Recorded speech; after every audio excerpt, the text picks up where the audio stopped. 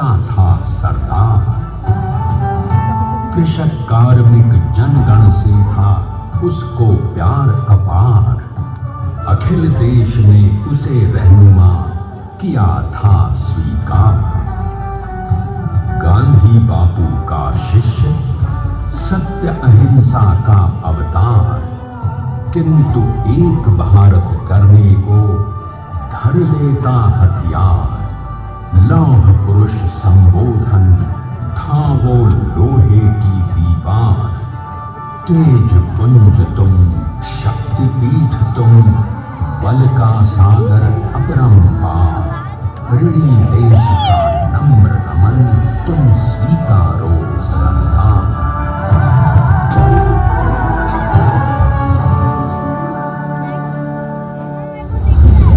1857 में अंग्रेजों को ललकारने वाले पहले स्वतंत्रता संग्राम के एक सक्रिय सिपाही थे झवेर भाई पटेल।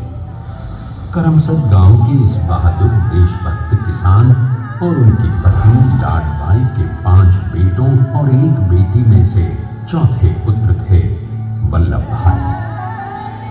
बालक वल्लभ ने करमसद के बाद नडियाद से अपनी हाई स्कूल की शिक्षा पूरी की। फिर 13 साल की उम्र में उनकी शादी भी हो गई, छोटी सी झवेर बाई से। 2 बच्चों, बेटी मणिबेन और बेटे टाया भाई को जन्म देने के बाद झवेर बाई असमय ही चल बसी। सदी बदलने और 20वीं सदी आने पर उनका जीवन भी एक चमत्कार की तरह बदला। पीटर का इम्तिहान पास करके वो वकालत करने लगे। पहले गोधरा, फिर आनंद और उसके बाद अहमदाबाद में।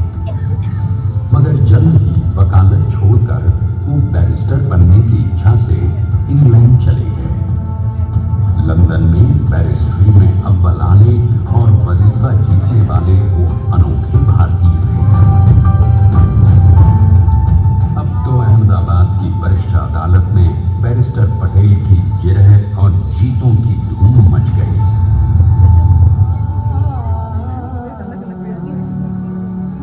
तभी एक युग पुरुष ने वल्लभ भाई के जीवन की धारा ही बदल दी।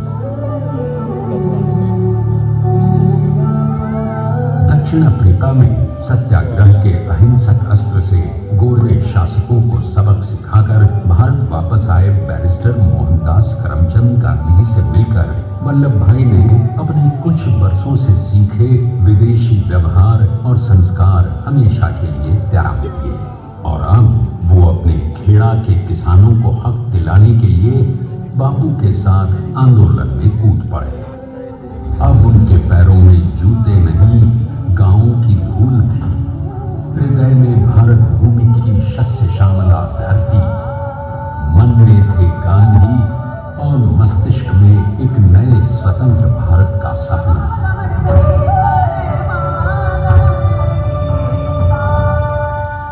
तभी बारडोली के मजबूर मजलूम किसानों की यातना का समाचार उनके पास पहुंचा। तुरंत वल्लभ भाई वहां पहुंचे और यूं शुरू हुआ भारत का सबसे बड़ा और सफल किसान आंदोलन बारडोली। वल्लभ भाई ने बारडोली के 87,000 किसानों को ऐसा अटल अडिग अचल मनोबल दिया कि अंग्रेजी सरकार हिल गई और 1 बरस के बाद उनका लगान माफ कर दिया गया। अब तो पूरे देश में लोग वल्लभ भाई के नाम की कस्में खाने लगे। स्वयं महात्मा गांधी ने कहा, अब वल्लभ भाई मेरे शिष्य या साथी नहीं, सारे देश के सरदार हैं और देश को मिल गया एक अनोखा असरदार सरदार।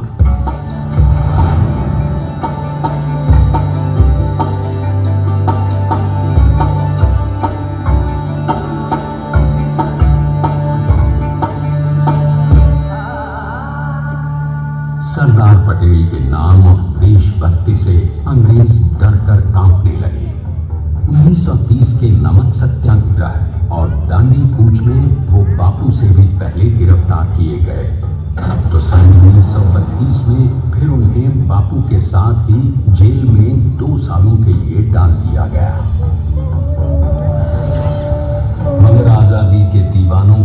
स्वतंत्रता के परवानों को कौन गिरफ्तार कर पाया है। जेल से छूटते ही सरदार को कांग्रेस के नए राष्ट्राध्यक्ष पद पर चुना गया और उनकी सरपरस्ती में राष्ट्रवादी भारतीयों ने तमाम ब्रिटिश सूबों में जीत हासिल कर वहां अपनी स्थानिक सरकारें बनाई। किंतु सरदार का सपना केवल सरकार बनाना नहीं था। उनका स्वप्न तो था एक ऐसे नए भारत का जहां हर रंग, हर रूप, हर जात, मजहब, तबके का हिंदुस्तानी एक साथ मिलकर एक ऐसा नया भारत बना सके जहां पूर्ण स्वराज के साथ सारे समाज को गरीबी, अशिक्षा, छुआछूत से भी आजादी मिल जाए। इसकी पहली रणनीति थी भारत को अंग्रेजों की गुलामी से आजादी, ताकि भारत के लोगों की अपनी सरकार सबके साथ और सबके विकास के लिए काम कर सके। बापू की अगुवाई में अब देश ने अंग्रेजों को अंतिम चेतावनी दे दी, करेंगे या मरेंगे, क्विट इंडिया, अंग्रेजों भारत छोड़ो। बस फिर क्या था, संघर्ष की रणभेरी बची। 3 सालों के लिए सरदार पटेल को भी सत्याग्रही नेताओं के साथ जेल में ठूंस दिया गया। 2 सालों के बाद अंग्रेजों को बापू के सभी शिष्यों और साथियों को छोड़ना पड़ा।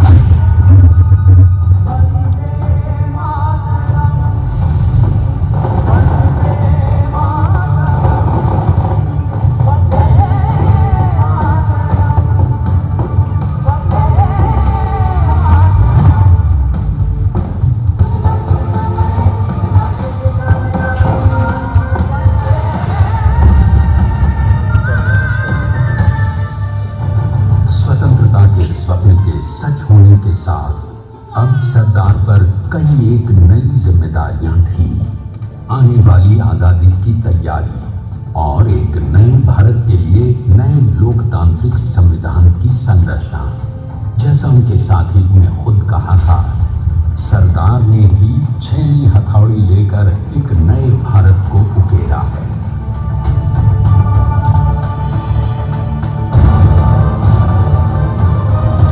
स्वाधीनता तो प्राप्त हुई, लेकिन खंडित भारत में भी उठते विभाजनवादी अंधकार को अभी दूर करना था। जब देश के खंड खंड होने का भय उत्पन्न होने लगा, तो सरकार ने निर्भय होकर खुद अपनी केंद्र सरकार और साथियों को भी चुनौती दे डाली और जम्मू कश्मीर को बचाने के लिए सारे देश का आकाश वायुयानों से भर गया।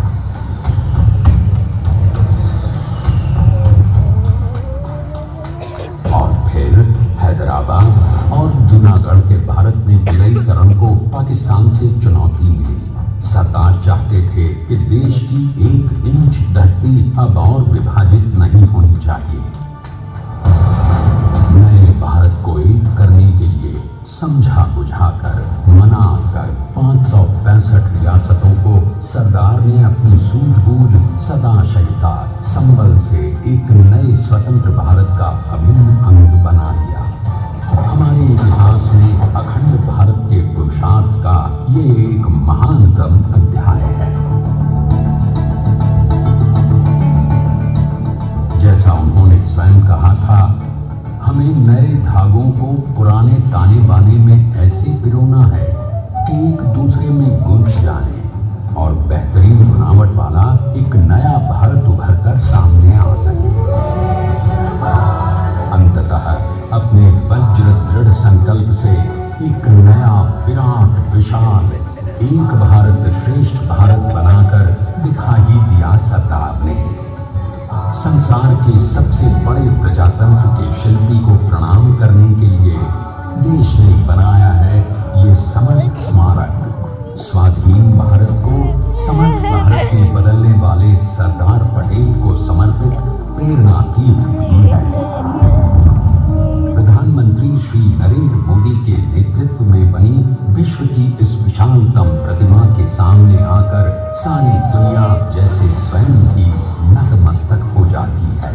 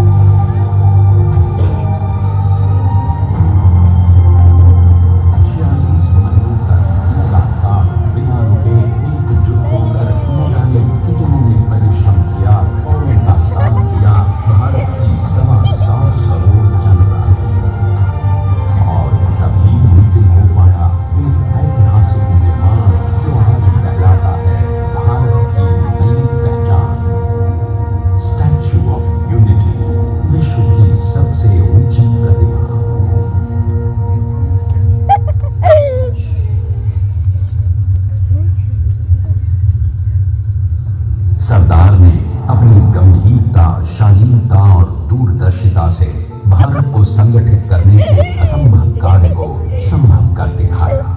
आइए आज हम सब उन्हीं की महिमा में विश्व के सामने एक उदाहरण रखें, क्योंकि ये ही भारत को श्रेष्ठता के मार्ग पर ले जाएगा। हमारा कर्तव्य ये है कि हमें निश्चय कर लेना चाहिए कि हमें हिंदुस्तान में जितने लोग हैं सबको मिल मिल के भाई भाई की तरह के रहना है।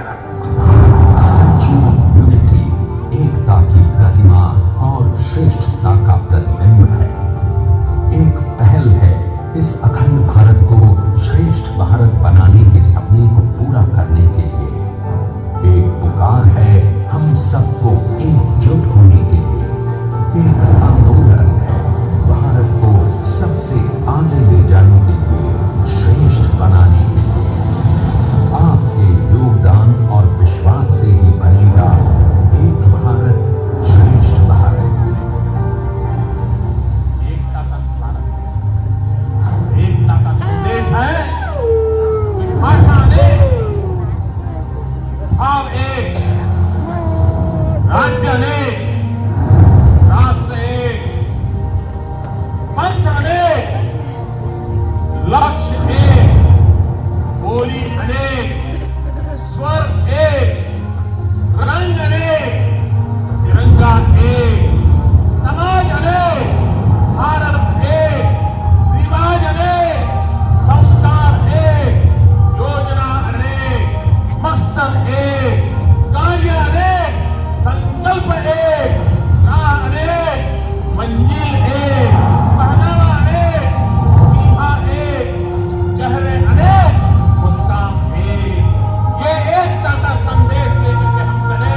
और भाइयों बहनों, ये भारत की विशेषता है, विविधता में एकता। यही भारत की विशेषता है।